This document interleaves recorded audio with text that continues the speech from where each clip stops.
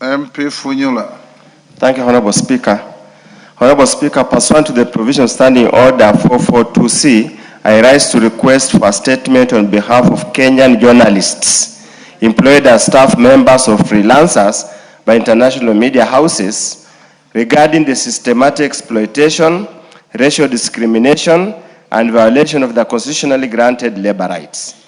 Honorable Speaker, Kenyan journalists working for prominent international media organizations, among them BBC Africa, CNN, Reuters, Bloomberg News, AFP, Al Jazeera, Voice of America, Associated Press, have for years endured abuse, entrenched racism, and pervasive discrimination in both hiring practices and remuneration. Many have been intimidated into silence whenever there is concerns about the stark disparity between their pay and that of their foreign counterparts performing similar roles within the same organizations. Evidence shows that Kenyan journalists earn a fraction of what their foreign counterparts receive for equivalent pay. For instance, they are paid approximately $1,500 per month, while foreign journalists undertaking similar assignments earn up to $10,000 per month. Freelance journalists face similar inequities and are paid as little as $150 per story, while foreign journalists are paid upward to $1,500 per story. Bureau chiefs have further aggravated this injustice by blacklisting Kenyan journalists, particularly freelancers, who dare to speak out against the inequities.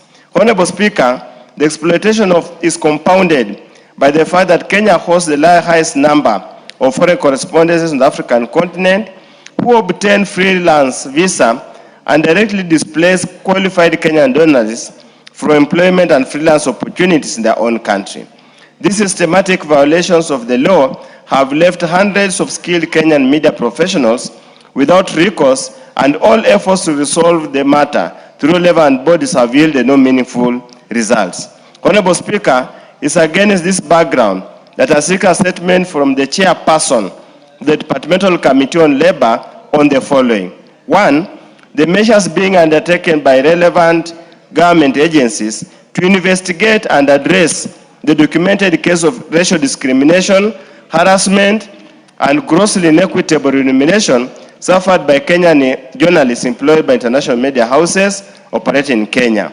2, the steps being taken to enforce equal pay provisions of the Constitution against international media employers who remunerate Kenyan journalists at a rate far below those of their foreign counterparts performing similar roles. And 3, measures being taken by the government to address the price of blacklisting and victimization of Kenyan journalists who raise legitimate complaints about their unfair treatment, and to guarantee their protection from retaliation by bureau chiefs and media employers. I thank you, Honorable Speaker. Thank you, Undo. Honorable Speaker, just a matter. As you direct to the Labor Committee, there was also a matter I raised here in November last year. It was never responded for. I raised again in February this year. Up to date, there has been no response. To which committee did you? Labor, concerning the harassment and mistreatment of a Kenyan worker enrolled in a Chinese firm. Honorable Speaker, as you request them, please also be magnanimous enough and also ask them to bring the response likewise. Thank you, Honorable Speaker. Thank you, Undo. The Speaker doesn't request, he directs. Where is the Chair Labor? Who is the Chair Labor? Ken Chonga. Owen Bayer, today all your chairs of committees are not here. I can only see Mutunga. Meli popped in and out. I will have to call for a meeting to whip them properly, Honorable Chair. Yes, inform the Chair Labor to bring a response to this request by Undo and the previous one as well. All right. They can be brought together in 2 weeks' time. Thank you. Much obliged.